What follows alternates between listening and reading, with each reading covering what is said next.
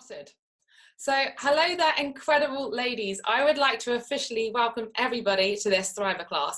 I'm Julia, the creator of Thrivers, and this is really exciting because this is when we check into our work and we check that we are still progressing professionally, which is really, really important.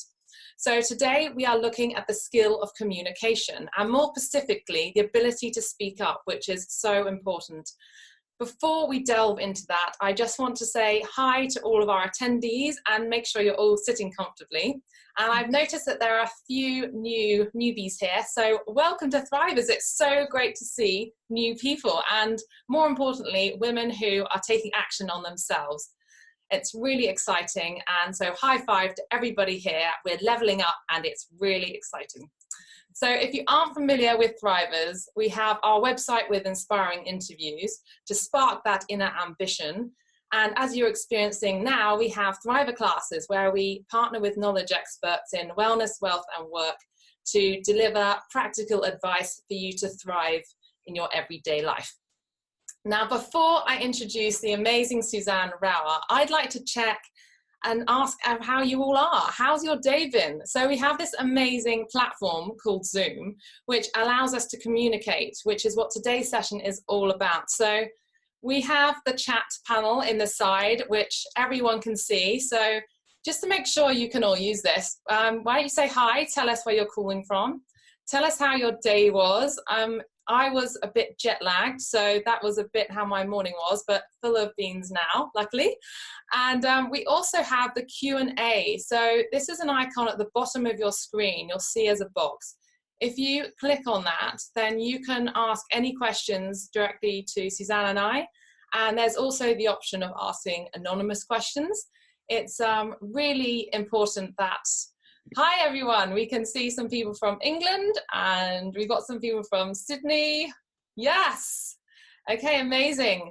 And yeah, so on the Q&A, we just want you to feel as included as possible. No judgment here. Your questions are so important to make sure you get the most out of this session. So just, yeah, feel free to throw them in the Q&A or the chat, anywhere. So that's brilliant. Okay, we have a few people from Sydney. And we are going to get going. So Suzanne, we are so honored to have you here with us today. Suzanne Rauer is an executive leadership coach and you can find her business here. So I'm just going to put that on the chat. So Suzanne, welcome to this session. Thank you so much. Thanks for having me. Now, could you tell us a little bit more about the work you do in your business? Yeah, sure. So I'm what I call an executive conscious leadership coach, or in short, an executive coach. And I'm working really with executive top achievers and top talents really on specific opportunities and challenges like a pay rise, a promotion, or professional fulfillment in general, so that they truly feel recognized for the value they add. It's always a combination of specific short-term challenges and strategic directions, like knowing your values, your personal why, and simply having a strategic plan in place for yourself. And all of this makes such a big difference. So a lot of people talking to me, so for which companies, or asking me for which companies are you working for, and I have to tell them, and I would like to share with you, I'm not working for companies, I'm only working for individuals at this point of time, because you know, I love to work with individuals who understand that they invest in themselves, and investing in themselves is the best investment, as in the best return on investment in the short term. And additionally, and we talked about it a little bit earlier today, Julia, I'm super excited. I'm in the process of opening a boutique executive coaching school next year, where I teach and certify professionals to become executive coaches and business advisors. But now enough from me. So today we're talking about speaking up with confidence and clarity. So this is, you know, the topic. And Julia, would you like to share a few more words why we're talking about this today? Yes, yeah. So this topic actually came about because from our previous workshops, this was something that kept coming up from people saying that they're really interested in how they could be more assertive at work and how they could get the confidence to speak up in meetings or being put on the spot. So that's where we thought we'd combine all of these. And I spoke to you, Suzanne, about this and saying, what could we do in the form of a workshop? And yeah, I just wanted to ask you, is this something that you have to coach people a lot on in your work?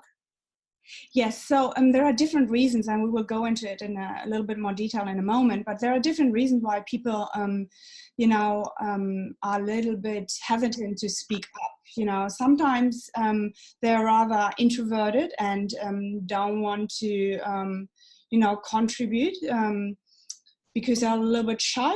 And sometimes, they are interested in the topic of speaking up with clarity and confidence because they're talking too much, and they're just talking, and afterwards they feel a little bit frustrated with themselves because they haven't really considered what to say and what's the point of what they wanted to say. So there are different reasons, but good thing is there's a super easy tool which I will be sharing with you guys today, which in any case you can take and prepare yourself within 5 minutes. So and there are other aspects which we can talk about. So yes, it's coming up, and super happy and looking forward to talk about it today. Okay, brilliant. Now, just before we get stuck in, I just want to say again, because I know we've got a few more people that have joined us. So hi, welcome to the session. We have the chat and the Q&A features for you to ask your questions as you're going along. And please know this is a really safe environment, no judgment here. Just your questions are really appreciated just to make sure that you can get the most out of it. So we avoid saying any names anyway. So yes, over to you, Suzanne. Okay, great. So, speaking up with clarity and confidence, I would like to ask you a couple of questions. So, while we're talking about it, right? So, how would you like it to be able to be well prepared for any meeting or presentation within 5 to 10 minutes? Would that be of value to you? Just thinking for yourself. And how would you like it to have little tips and tricks at your fingertips, which you could use to overcome these, let's call it unpleasant moments when somebody important asks you a question and you go totally blank and you feel caught off guard. And another situation could be, what about, being able to interrupt a flowing conversation, a flowing meeting in a respectful way with ease and grace to be able to contribute as well. So these are the three key areas which we will be talking about. Does it sound good? I hope so. Let's get into it. What Julia just shared, I just want to emphasize that as well. Julia and I, we really would like to make this useful for you today. So I will walk you through the 5-minute preparation tool, which I mentioned already. And while I'm doing this, we would like to invite you to type any questions, any specific questions you may have, or any situation you would like to brainstorm into the question box. Is it Q&A box, right? What do you call that, Julia? Yeah, you can either use the Q&A, which is just directly to you and myself, or you can use the chat, which everyone can see. So it's totally up to you. Great. And Julia will be so kind to collect all of the contribution, and I will do my absolute best to answer them at the end. In this way, we can really make sure that we make the most out of this time together for you, and that we add value to you by focusing on your specific questions and examples. And as Julia just mentioned, remember, this is a safe space. It's a safe space where you can explore any of your thoughts, and we really welcome every question and any contribution. So let's get into it. What does speaking up really mean? What's the purpose of speaking up? I like to suggest that speaking up is actually not about speaking. It's not about talking as such. And it's for sure not about talking for the sake of talking. Speaking up is really about contributing, and contribution is never really about the right or about right or wrong, about being intelligent or not. It is more about diversity of thought. It's about offering you unique ideas, opinions, and point of views. In my 20 plus years of experience as a practitioner, as an executive in the corporate world, my experience has been that the people who are holding back, the people who don't speak up, don't because they cared about the quality of their contribution. And if you think about this, this is actually very kind and considerate. You know, they worry about things like, what if my contribution is not good enough? What if it's not smart enough, not intelligent enough? And if this is you, or maybe someone you know, I like to invite them and you to dare to speak up, to dare to give it a go. So you might see it simply as an experiment. What if you would decide today to allow yourself to test, learn, and try again? What if, just think about the possibilities, right? What if you would decide today that there's no such thing as failure? And we would replace failure with the word feedback, which we actually can learn from. Interesting, right? Just wondering if this would make a difference to you, if this would be a resourceful possibility. Because the fact is, if this is you at work, if you are not speaking up, especially at work, please consider that they pay you to contribute. Because they haven't employed you because they think that you're not good enough. They haven't employed you because they think you're not smart enough. And they haven't employed you and they don't pay you on a regular basis because they think you're not valuable. It's the opposite. They employ you, they pay you on a regular basis because they do value you. And this is inclusive of your opinions and ideas. So I gently dare you to contribute and to speak up. And I will show you now one effective way to prepare yourself for any communication within minutes. And afterwards, we will look at your questions and examples, and I hope so. I hope for lots of contributions along the way. So please, if there's anything you would like to discuss or explore, please just share that in the chat box or in the Q&A box. So let me share my screen with you. Julia, have you shared the planning tool as yet? Yeah, so I've just put that in the chat. So if people want to click on that, then they'll access the worksheet for this session. Is that what? Great, excellent. But I will share it on my screen as well. So let me just share.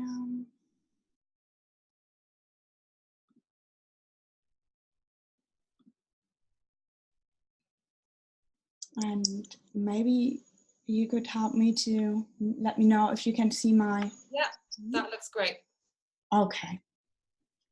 So let's have a look at the 5-minute preparation tool. Julia, you shared with us earlier, or which you shared with us earlier, right? The PDF. Yeah. There are 4 keys to an effective preparation, really. So we have to tell our audience 3 times to help them to remember what we said. B, we have to know our audience, putting ourselves really into their shoes.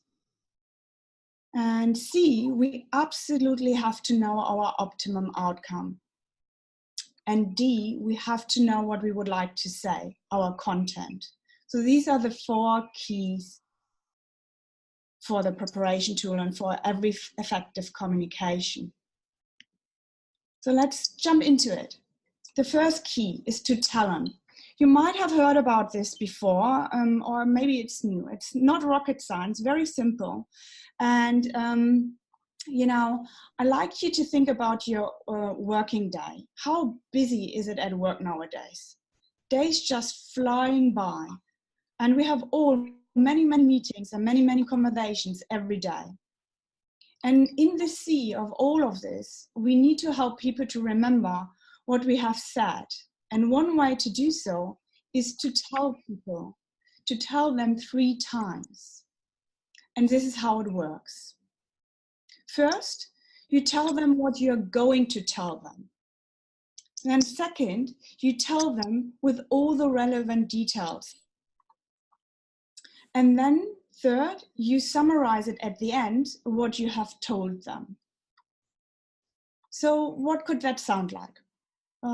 Could be like, hey Julia, I just wanted to talk to you about my business and people goals. Do you have 2 minutes? Is now a good time? And I just imagine Julia would say yes. Excellent. So that was the first part where I'm just telling Julia what I want to talk about. And then the second part would be now go into the detail and give all the facts.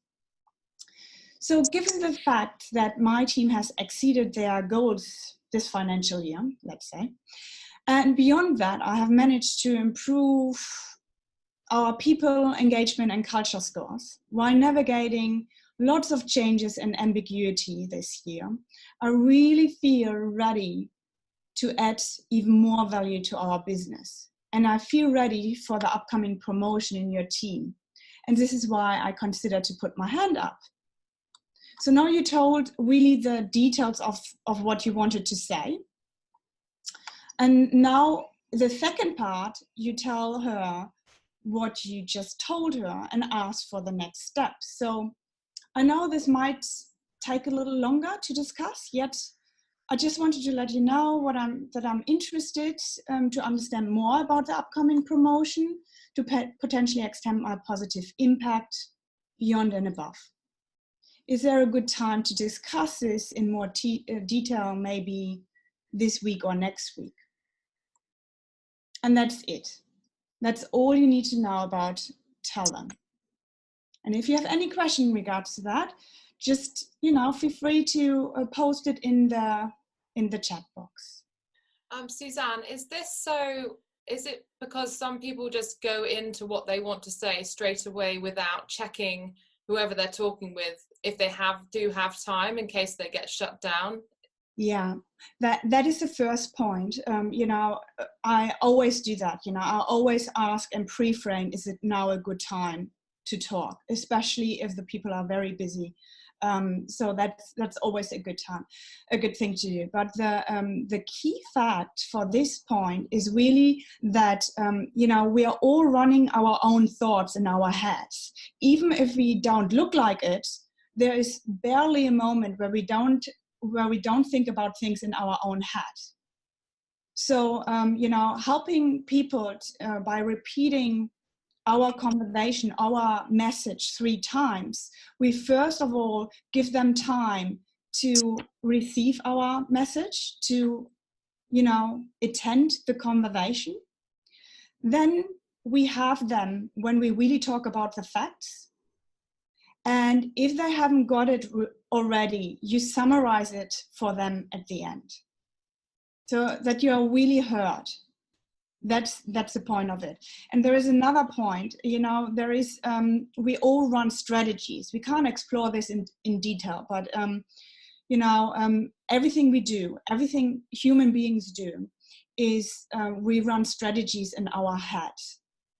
And for everything what we do, we run strategies. And one of the strategies is called the convincer strategy. And the convincer strategy is, for most of the people, it's 3 times, repeating something 3 times, so that they really are convinced that it is important to you to talk about this. That's another important point why this is so valuable to do. Does this answer your question? Yeah, Suzanne, someone's asked, should you more likely talk to them, or should you email them if you wanted to talk about something? if you're worried about intruding on their time? Yeah, if you're worried about, you know, you can always do both. If you feel more comfortable to share your points first in an email, then please do so. But this is today more about speaking up. And therefore, I would suggest to give it a go and try this, you know, this preparation, or try this, take this experiment on and do it in person to somebody you know. But you can do it in writing. But I would suggest, if speaking up is a challenge and you would love to learn and grow, that you do it in person. Okay, great. Yeah, good. So let's go to the next slide. So key B is know your audience. Most people communicate, and that's really interesting. Most people communicate to other people in a way that they prefer to be talked to. So I would like to suggest today to put yourself into their shoes and to consider to adopt to the way they speak usually. So due to the amount of time we have today, I will just keep it short and sweet and suggest to think about two aspects. Yeah, two simple aspects. So the first one is think about, or if you, in your mind, you think about talking to them and you remember a conversation you had with them. Are they speaking fast and loud in a very expressive or powerful way? Then we are most of the time in the two quadrants on the left-hand side. So where the people are expressive and driver. Yeah, they're very powerful, loud and fast. Or are they talking rather slowish, a bit softer, in some kind of a peaceful or factual manner? Now, in this case, then we are more in the two quadrants on the right-hand side, where you know, people talk a little bit slower. They like peace and facts. And remember, there is no right or wrong, no judgment, just the way it is. And that gives you a great indication of what they prefer. And the second aspect is all about asking yourself, what do they think, care, and what are they concerned about? So are they talking most of the time about the impact on the people and on the team? Then they often talk to think. We are now in the two upper quadrants of the screen. And invite you to cater for that. Give them time to talk it through so that they can come to a conclusion for themselves. Or are they talking more about the impact on the business, the deliverables, and the deadlines? Then it's very likely that they often think to talk. So now we are in the two lower quadrants. This is a tough crowd because most of us can't really read them because they are so quiet. Because if you don't know what they're doing, you just think, well, there's no reaction. Yet now with this knowledge, I invite you to cater for that. You know, you have to be comfortable with silence because they need the time again to think, to come to a conclusion, which they then can share with you. And again, no right or wrong, no judgment, just the way it is. So these are two small aspects which you can use to read your audience and to prepare yourself for your audience. So if you're in a one-on-one, that might be more black and white. You might think, oh, this person talks very fast and is very expressive. So you need to cater for time where the person can talk a lot just and ask questions so that they can come to a conclusion. or they are rather quiet, they are considerate, they are slower, which makes you maybe a little bit uncomfortable, but you just have to hold the space for them so that they have the time to think and then contribute. Feels very different, right? So are there any questions in regards to that? Yes, Suzanne, we've had a question come in. So if you look at this, I think a lot of people might be thinking about which one they fall into. Yeah. The question is, if you're an introverted person who needs to talk to an extroverted, very loud, so you're the quieter person, the struggle is finding the ability to talk like them when it doesn't come naturally. Yeah, and I'm not asking you to be anyone else than who you are. I'm just asking you to consider what the other person needs to best hear you, and if you're an introvert, and I'm an introvert myself, so if you're an introvert and rather quiet and you struggle with speaking up loud, very loud, or speaking up a little bit faster, this preparation tool might help you to really get to the point and get as fast as it is comfortable for you. Already making the effort, they will recognize this unconsciously that you're really trying to, make them feel comfortable by applying, these kind of, acknowledgements, by trying to communicate a little bit more the way they do. Okay.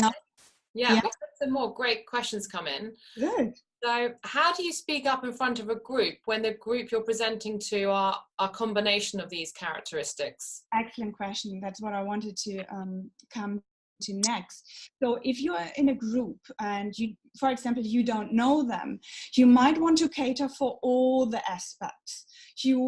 So what I would suggest is, first of all, you start a little bit slower, and with a softer voice, so that you don't scare off the introverts and the ones who are a little bit more quieter.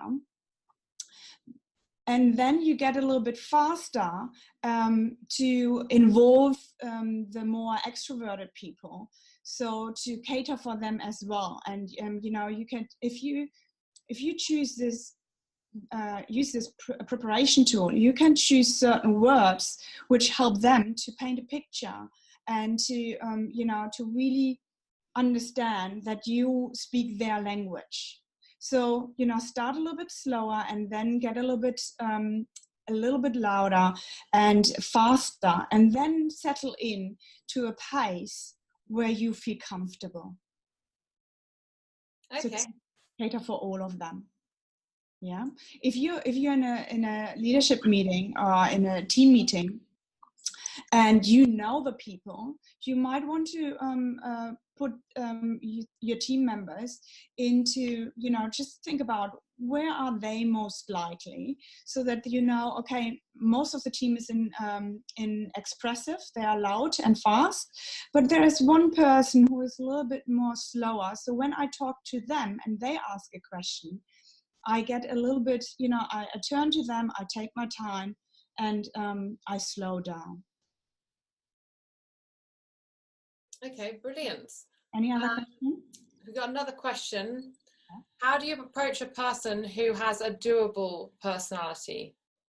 Double personality. Yeah, interesting one. Yeah, double personality. So I just assume that this person sometimes will be slow and rather quiet with a softer voice, and sometimes they are very, very expressive. So in the moment, I would, just knowing that, congratulations, because you're having great observation skills, and that is already very, very good.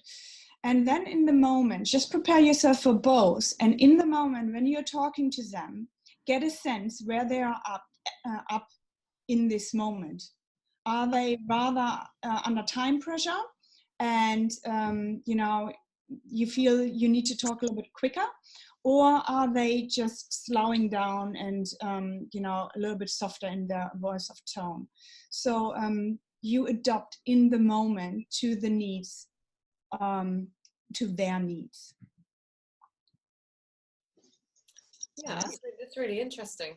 Right. Really Any further question, Julia? I think that's it for that slide. Thank you. Okay. I just want to say thank you for the questions. This is really great. I feel, you're speaking up already, which is fantastic. So key number C, know your outcome.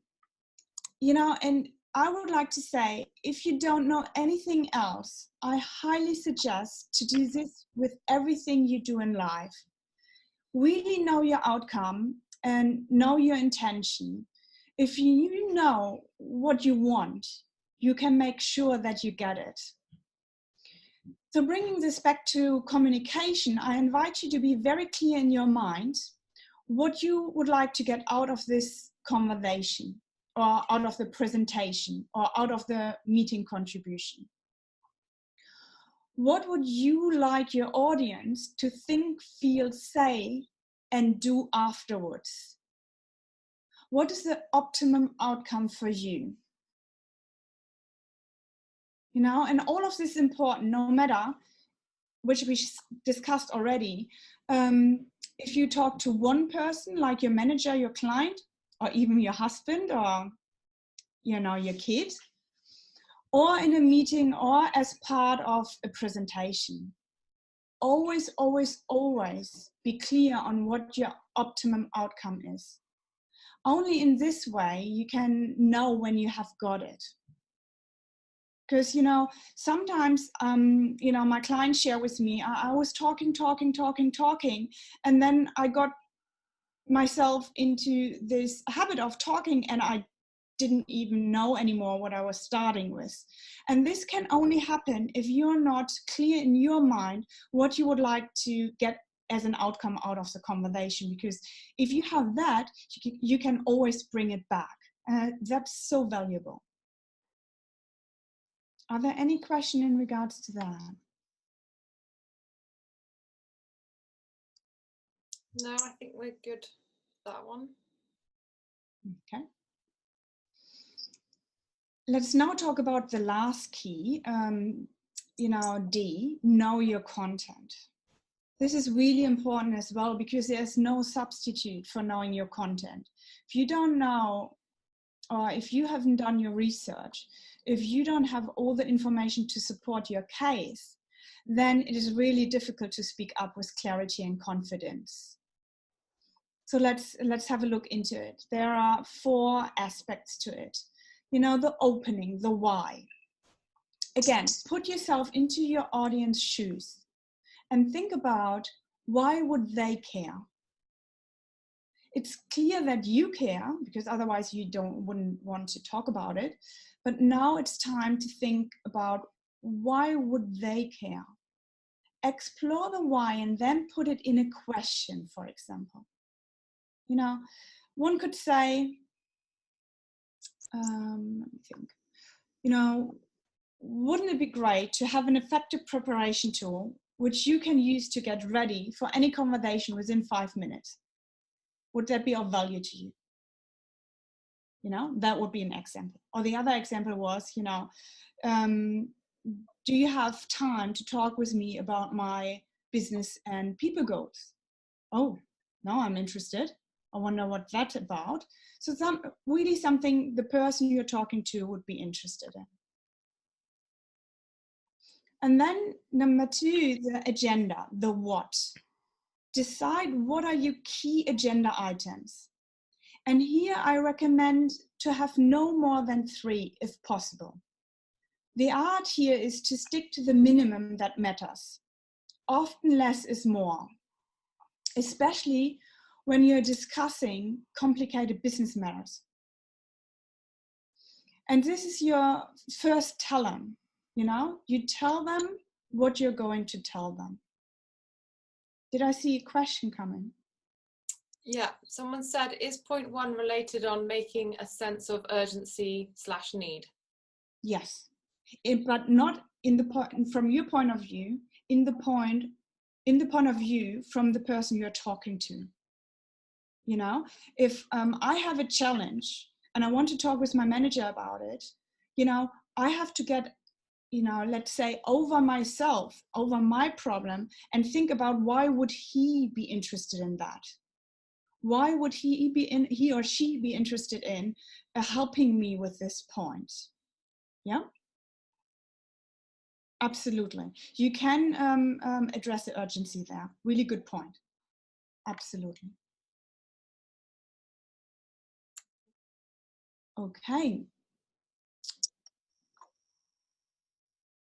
So that was the agenda. So I told, you know, I mentioned just try to stick to 3 points. I often try to just have 2 points because, you know, there's just so much people can remember. And it's the first time when you tell them what you're going to tell them. Number 3, the key messages. This is about the how, the details, the facts. Decide what are the key information you need to share to get your point across. This is the second tell them. Here you really tell them everything they need to know. Now that's the content. And then number 4, the closing. Give them a short summary, you know, where you bring it home.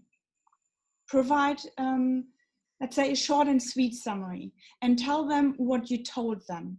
So it's the third time. But you do it in a different way. So it's not, you know, you're not using exactly the same words. So, so it's not obvious that you do so. But you bring it to, really home and make it short and sweet and repeat the key points at the end. Here it's also where you share next steps, or you ask for call to action, or you agree on next steps. Yeah, I think that's really interesting. I think what you're saying kind of goes for how you write an email as well. When you want a response, you know, when people, you know, just get carried away and write a very long paragraph email, if you, yeah, it's more likely that you're going to get a response if you keep it to the points and you're so simple here, and like you really clarify what you want. Yeah. And someone said, could this be applied to sales, like in spin selling? Yes, because what is sales? Sales is nothing else than a communication, right? A conversation. And, you know, you tell them, you put yourself into their shoes. Why would they care about what you have to offer? Then you say, you know, the 3 key points, again, from their point of view. Then you tell them all the details they need to know. And then you close it at the end with a question, because in sales, I'm absolutely not a sales expert, but what I have learned so far is in sales, what you're doing is at the end, you would like to know if they are interested or not. And or not is really, really important, because you don't want to have them you know, hanging around, being too polite to say no. That's just simply a time wasting exercise. You want them to tell you honestly if this could be of value to them or not. So yes, absolutely, it could be applied. Okay, great. Okay. So let's go to the next slide. And you know, actually, what I'm teaching you, I'm doing at the same time. So you know, now I told you what I'm going to tell you. I provided you all the details. And now, in a very short and sweet way, I will just recap and summarize.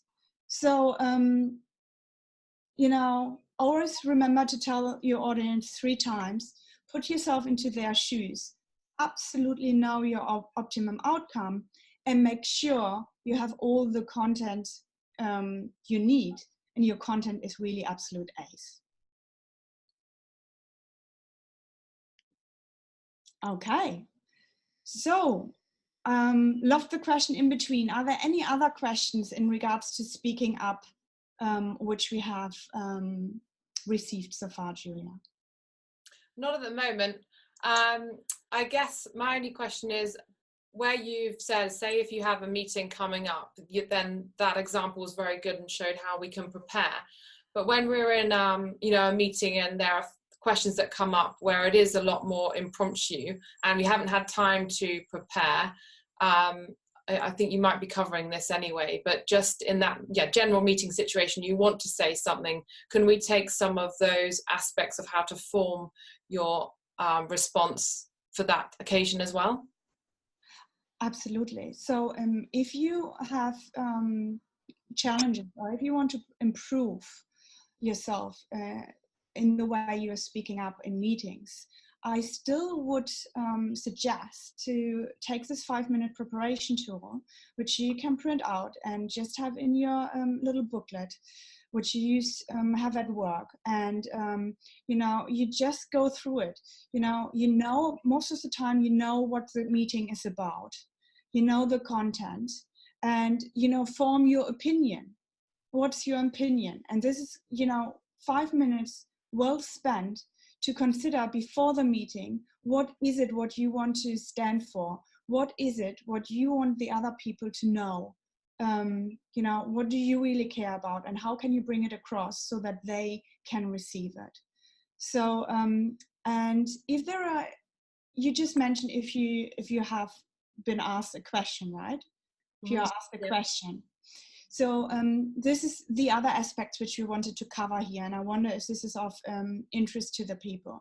So sometimes you are caught off guard.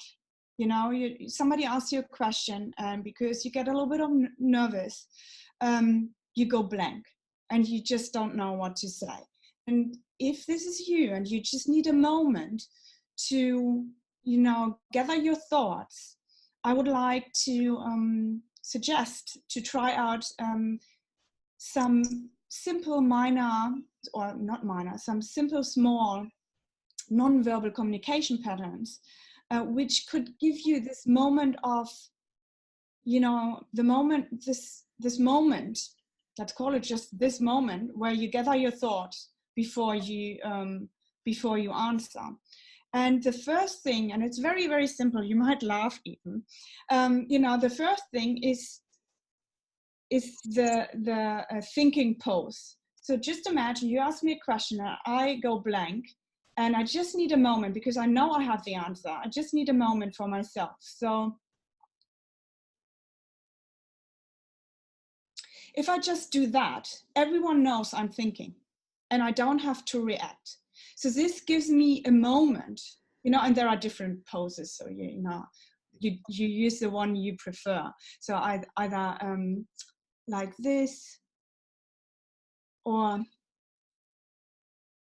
like this. There are different ways to communicate. Hold on a moment, I'm thinking and I'm getting ready to respond. That's one of them.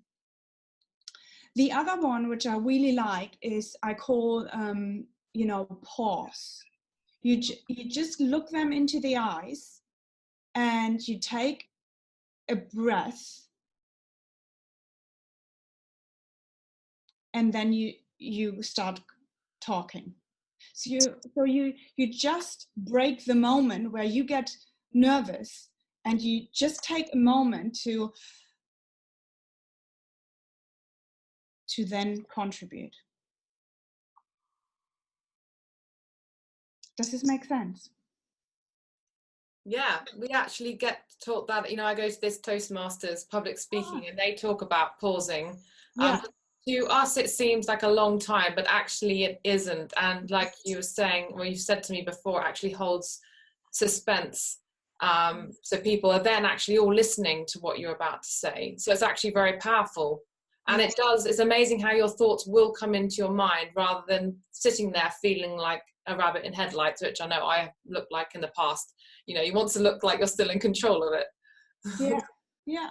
And I'm happy to share here a personal story. The pause is the most powerful nonverbal communication pattern I know. When I was younger, when I was in my 20s, which is long time ago, but I looked very, very young back then.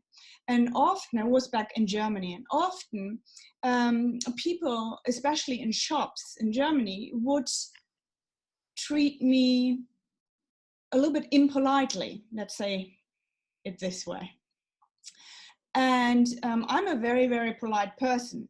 And I was shocked, and it happened again and again and again, but they just thought I'm this little kid, and they thought it would be okay to treat me like that. But it wasn't. And I didn't know what to do, because if you react, I didn't want to react, because I didn't want to be impolite to other people. So all I did was to take a deep breath in and to pause and to look them into the eyes. And I did it just for 2 seconds. Let me show you. I just did. And in these 2 seconds, which is not a long time, they often get a chance to reflect what they just did. And often the situation turned around in a blink, in a moment, and they just, caught themselves saying, oh, I actually, there's no reason to talk like that. And then they turned around. So it's a very, very powerful tool. I agree. Yeah, that's amazing. So we've got a couple more questions, and Suzanne, just a heads up on the times. We've got 15 minutes left, so brilliant questions coming through. So what should you do when you want to speak up, but somebody with more responsibility than you tells you not to, even though you want to? What do you suggest there? Can you say that again, please, Julia? So what should you do when you want to speak up, but someone more senior to you has suggested that you don't? What would be the correct thing to do there?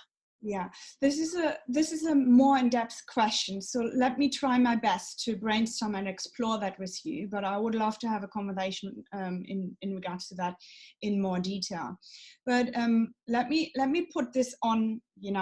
If somebody more senior tells me not to speak up, first of all, that might feel a little bit shocking, a little bit, uncomfortable.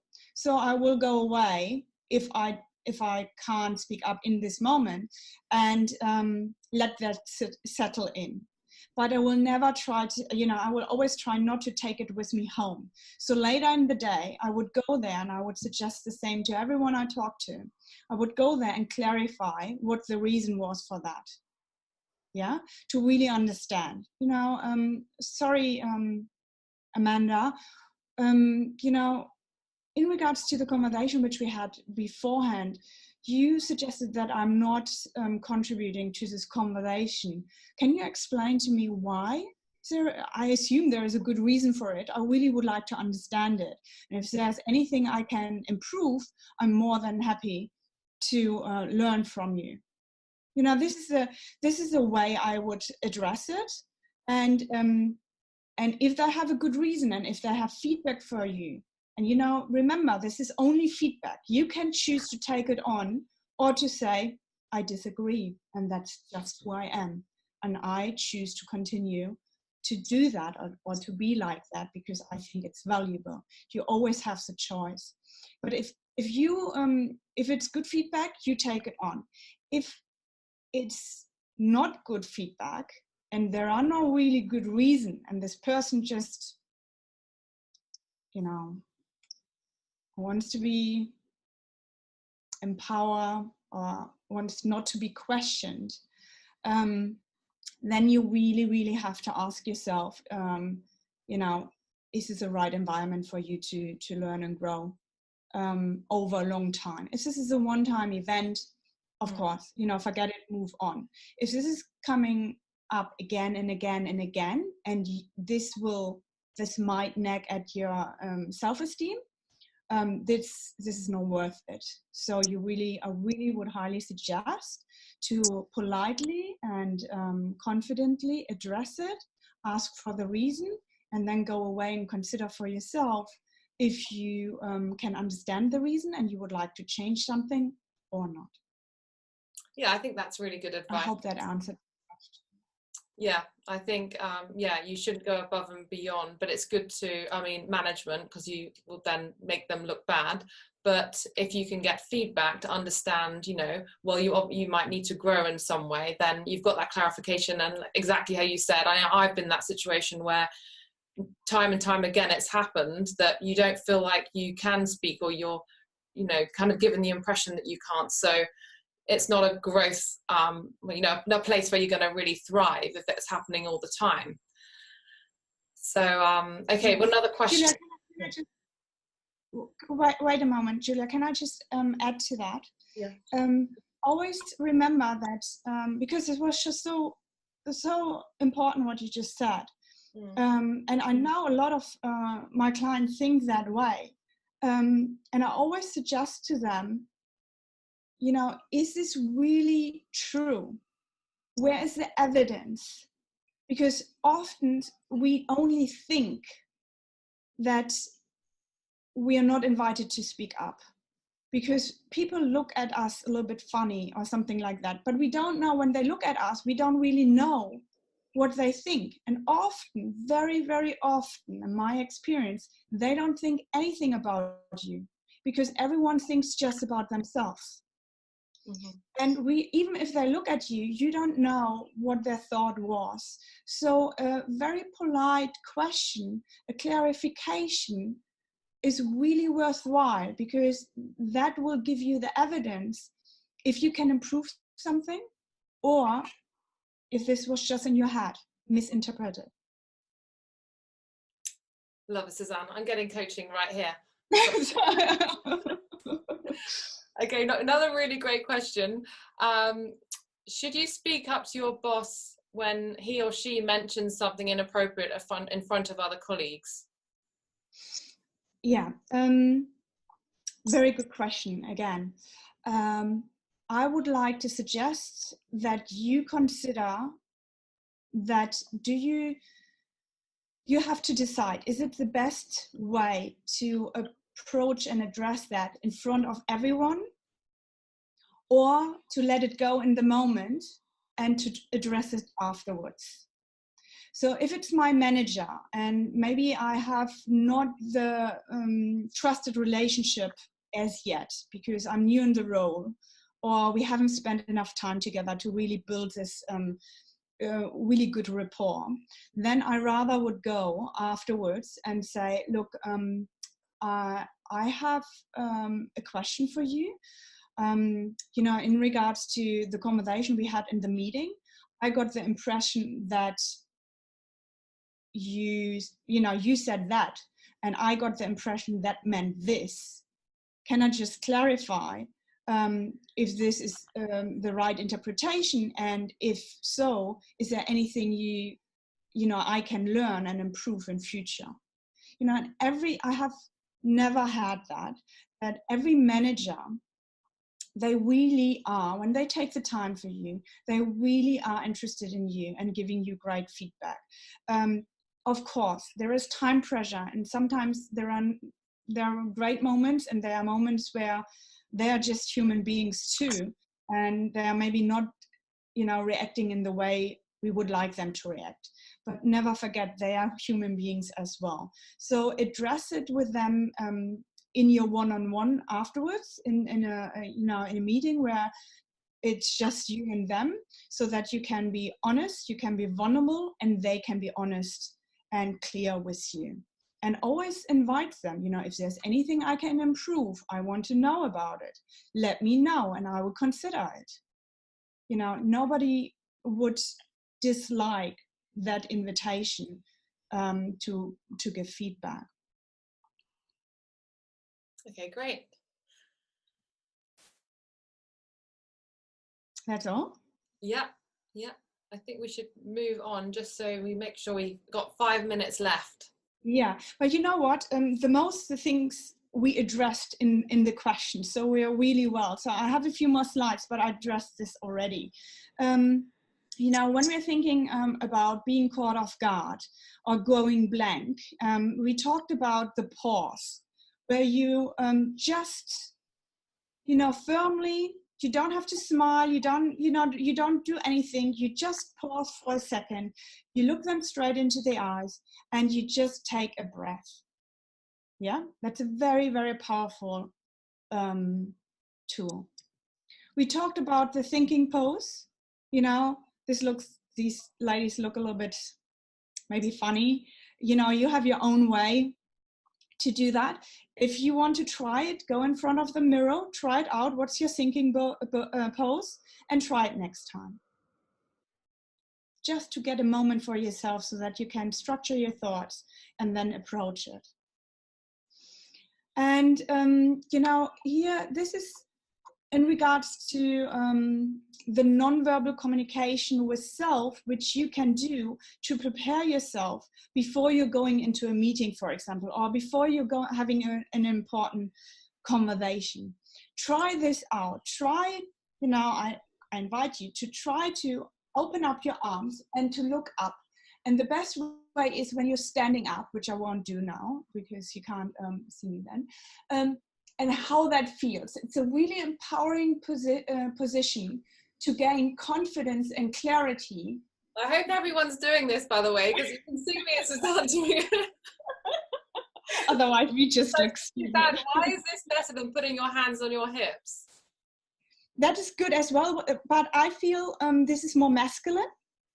But if this works for you, go ahead. I really like this because this is also opening the communication channels. Really important for your throat and for, all the energy flowing through. So before you go into that meeting or you're having, even an interview or a situation where you think, right, I'm going to talk, I'm going to contribute this session, go to the bathroom and just do that pose and feel the good vibes and positive feelings come through. Absolutely. Go and do it. What I would suggest is you take the 5-minute preparation tool so that you know exactly what you would like to say. Then you do the winner pose. Go in. Most companies nowadays have a meditation room or, somewhere where nobody can see you, or you go into a meeting room, quickly close the door, do that when they can't see you, right? Otherwise, they might ask you. What are you doing there? And you can tell them even if you feel comfortable. So, well, actually, it's my power pose. It's my power pose. Do you want to join me? And then, during the meeting, really have eye contact with the person who talks so that they see that you are listening. It's just by eye contact. The person, give them your attention so they know you're with them. And then when you want to contribute in a meeting and it's just flowing, just first lean backwards, look with your eyes, and then lean forward and take a deep breath in. And then see if they react to you, and then you can start contributing. And if they don't do it in the moment, most of the time they will come back to you at the end and say, sorry, I was interrupting you. Did you want to contribute something? And then, of course, you have to be ready to say what you have to say. Yeah. Interruption is a common theme that comes up. A lot of women feel they are interrupted. I think there's even stats that women are more interrupted than men.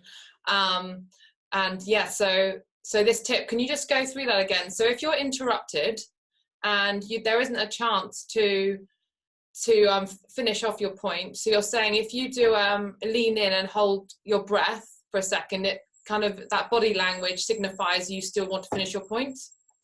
Yeah, that is the second point. That's a different point. So what I was just saying is, during the meeting, you have your 5-minute preparation tool, you have done your winning pose, then you keep eye contact with everyone, and then when you want to contribute, you lean forward, and you can even use your finger gently, not like that, but gently, and take a breath. So people know this is nonverbal communication to say, I'm ready to contribute.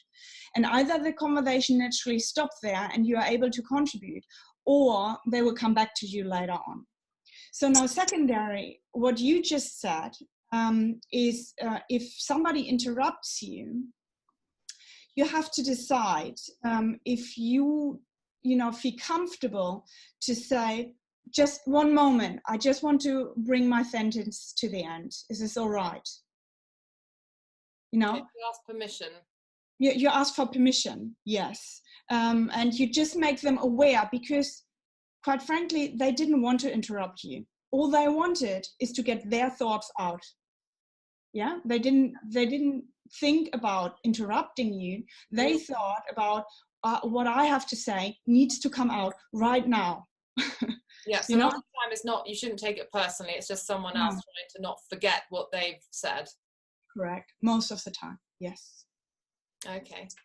Okay, so I really hope you got something out of it. There are so many things we discussed today. You know, the 5-minute preparation tool, a little bit of a discussion and brainstorming about your specific examples and questions, and a few nonverbal communication patterns. So I really hope this was of value to the people, and we are out of time. Yeah, well, thank you so much, Suzanne. That was brilliant. And where can we find out more about the coaching school that you talked about? Okay, great, excellent. So, you know, the Boutique Executive Coaching School is not open yet. We will be opening it early next year. But if you're interested, please could you share you know, your email address with Julia, or write us a note. I think my email address is also, on the 5-minute preparation tool. So you reach out, and I will be more than happy to keep you up to date, because it will be brilliant. It will be, you know, a really amazing place where a professional will be learning about how to become an executive coach or an executive advisor, and they will get certified as well. So if you're interested in that, please feel free to reach out. Okay, brilliant. And I know we're over time, so I'm sorry if anyone's got to rush off. But Suzanne, you said you were going to give away a 45-minute coaching session by yourself, which is absolutely amazing. So if anyone is interested in winning that session, I've just put my email address in the side there. So please email me and show your interest, and we'll let you know if you've got that session. And yeah, that's everything. But I just want to say that was really incredible. Thank you, Suzanne. And there's so many important tips there. And sometimes it's only a few small what do you call them, habits that we can take on board. And like any habit, you just got to keep practicing. But body language is very, very effective. And doing these tips, even the winning pose, which someone said that it feels really good, even if you go in the bathroom and end up laughing at yourself, that positive kind of feelings will actually help you get those questions out. I really believe that. So next month we have some more really exciting workshops, and I can't believe it's going to be November already, but I just have to tell you what we have in store, because it's really exciting. So in wellness, we've partnered with Claudia Messina, who's a wellness and stress management coach. She's going to be providing us with a range of tools to manage and control our stress. It affects so many people. It can actually affect your career progression, and stress can actually impact your health long term. And so she's going to, this is her expertise, and she's going to be showing us how we can manage that. And in wealth, really interestingly, we've partnered with Thrifty Nomads, who are expert bloggers, and they're going to be teaching us all how to have a side gig of making money from your blog. They've done it themselves and are really successful, and they said that anyone can do it. So if you have a passion and you want to write about it, then join us for that session. And then lastly, we've partnered with the About My Brain Institute, which is incredible. And if you haven't heard of them, they analyze the brain through neuroscience to understand how we can be the best leader possible. So Alison Peake from the About My Brain is going to join us and take us through, again, some strategies and tools to understand what we can do to be our own personal leader, which I just find really fascinating whenever I follow them, and they do brilliant work, really interesting. And also know that if you become a member, you can get a Thriver member, then you can get all 3 Thriver classes for the price of 1, which is a real bargain when you see the kind of experts we have, such as Suzanne Rauer here, who actually deals with executives. So we feel really honored to be able to give you this value. So again, thank you so much, Suzanne. And thank you. Yeah, and thank you so much, everyone who's joined us today. And keep thriving, ladies, and keep going for your goals. And we hope to see you next time. Bye. Bye.